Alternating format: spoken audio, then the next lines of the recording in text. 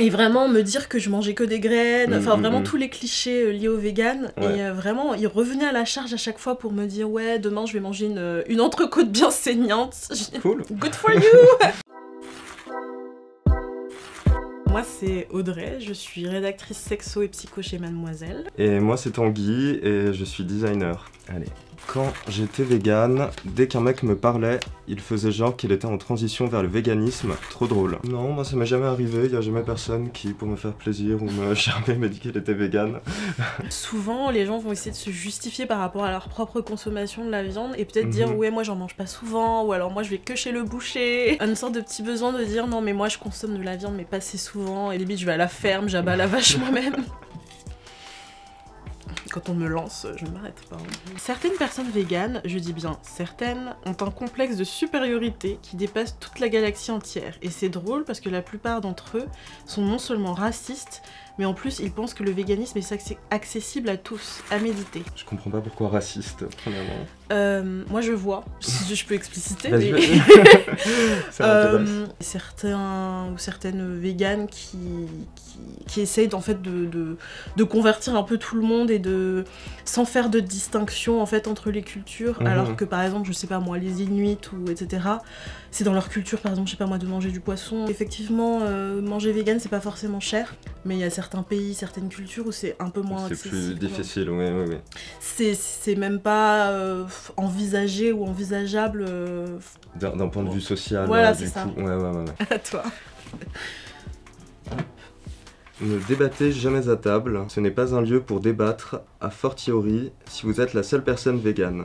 Proposez d'en parler plus tard, un autre jour, dans un autre cadre, préservez-vous. J'étais en vacances la semaine dernière à Lisbonne et j'ai voulu aller dîner avec mon cousin. Je lui ai proposé un restaurant vegan, avec des plats traditionnels portugais mais faits de manière végane.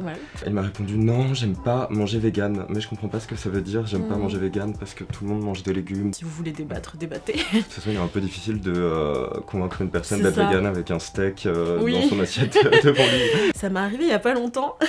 J'étais dans un bar et je voulais grignoter un truc et il n'y avait rien ni de végétarien ni de vegan.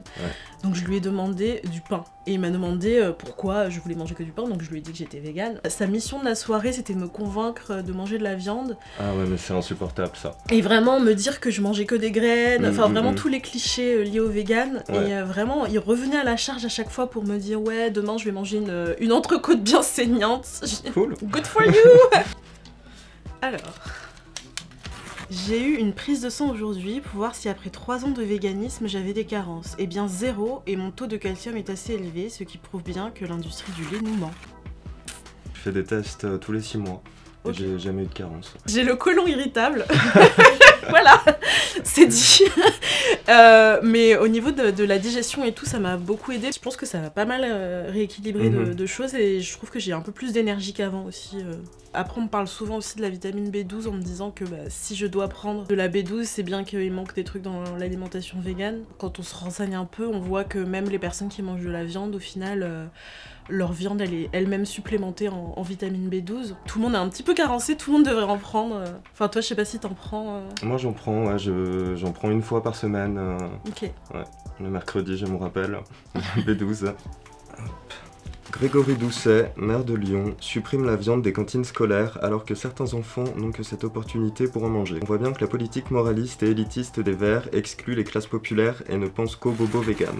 Je pense que supprimer la viande totalement, c'est un petit peu extrême. Oui. Et il faudrait peut-être juste avoir l'option, une option végane ou une option viande. Je pense. Il y a plein de gens pour qui manger de la viande c'est tellement une habitude que si on leur enlève d'un coup sans vraiment leur expliquer, je pense que ça va plus les braquer qu'autre chose.